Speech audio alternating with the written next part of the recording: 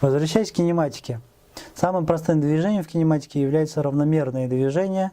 Здесь у нас показаны формулы и графики равномерного движения. В равномерном движении формула пройденного пути равен S равен VT. А уравнение движения всегда пишется у нас в таком виде. X равен x0 плюс VT. График координаты от времени рисуется вот таким вот образом, потому что у нас координата меняется, координата линейно зависит от скорости, а график скорости от времени у нас рисуется вот таким образом, потому что в любой момент времени скорость у нас одинакова. Рассмотрим несколько примеров. Автомобиль едет со скоростью 15 метров в секунду относительно Земли. Его путь за 10 минут. То есть у нас S равен V умноженное на T. Получается у нас скорость 15 метров в секунду. Пройденное время 10 минут. Мы переводим минуты в секунды, поэтому у нас получится 600 секунд. 15 умножить на 600 получится у нас 9000 метров. Или 9 километров можно написать. Пример следующий. Путь, который проходит первое тело со скоростью 6 метров в секунду, за 3 секунды, второе проходит за 9 секунд. Скорость второго тела. То есть один и тот же путь, два разных тела проходят с разными скоростями за разное время.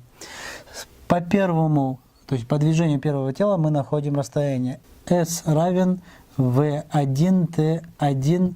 Получается скорость у нас 6, а время 3 равен 18 метрам. Следующее. Второе тело, тот же путь у нас проходит за 9 секунд, поэтому S тот же равен V2, T2. Отсюда, если выразить скорость второго тела, V2 равен S делить на T2 равен 18 метров, деленное на 9 секунд. Итого 2 метра в секунду у нас получится ответ. Следующий пример. Поезд длиной 200 метров проезжает мост длиной 400 метров со скоростью 36 км в час. Время, которое поезд затратит на это, равно. То есть в данном случае нужно будет представить ситуацию. Поезд не является материальной точкой, то есть у поезда есть длина некая. Нарисуем мост красной пастой. Мост длиной 400 метров. Переводим скорость поезда в систему осей, то есть у нас получится 10 метров в секунду.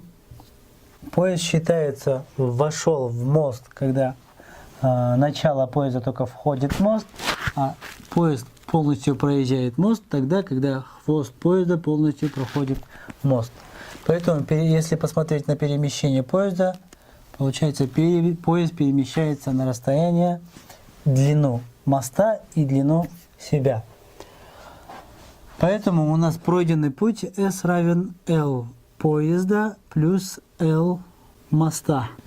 Отсюда нам нужно найти время. Выразим сразу. Время равно S делить на V равно у нас пройденный путь равен L поезда плюс L моста.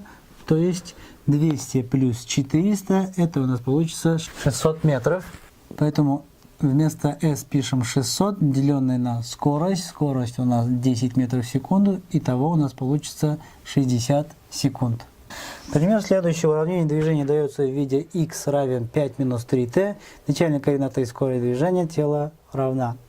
Мы уже с вами рассматривали, что любое уравнение движения при равномерном движении дается в виде x равен x0 плюс vt. Посмотрим по схожести. У нас дается уравнение x равен 5 минус 3t.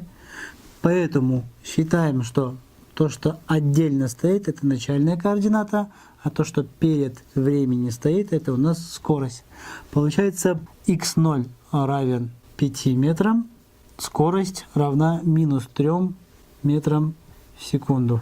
Следующий пример. Уравнение движения велосипедиста дается как x равно 14 минус 10t, модуль перемещения велосипедиста. Находим конечную координату x равен 14 минус 10t, то есть 14 минус 5 умноженное на 10 равен минус 36 метрам. Но это не является ответом, мы только нашли конечную координату. Спрашивается перемещение, поэтому дельта x равен x минус x0. У нас конечная координата получается минус 36 метров. А в предыдущей задаче мы с вами рассматривали то, что отдельно стоит, это у нас x0. Поэтому получится минус по формуле и плюс 14. Итого у нас получается перемещение минус 50 метров.